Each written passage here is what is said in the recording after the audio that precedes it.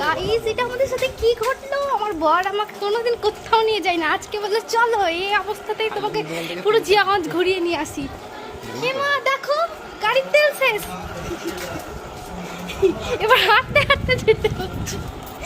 এখন বাজে ঘড়িতে, এখন 11টা বাজতে চললো। দেখো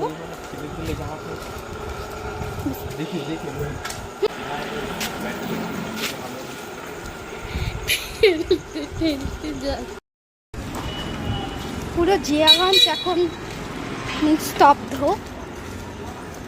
এর মধ্যে দিয়ে আমরা হেঁটে যাচ্ছি।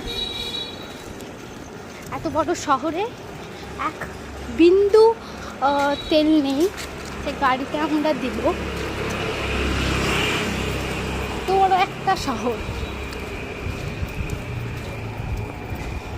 আমরাই করা উচিত। আর ইয়ে থেকে এত জার্নির পর ফাইনালি আমরা বাড়ি পৌঁছালাম। তো ব্লগটা তোমাদের কেমন লাগলো প্লিজ তোমরা জানাতে ভুলবে না। তো টাটা। এটা আমার বর, তোমরা চিনবে, আমরা দুজনে ভিডিও বানাই।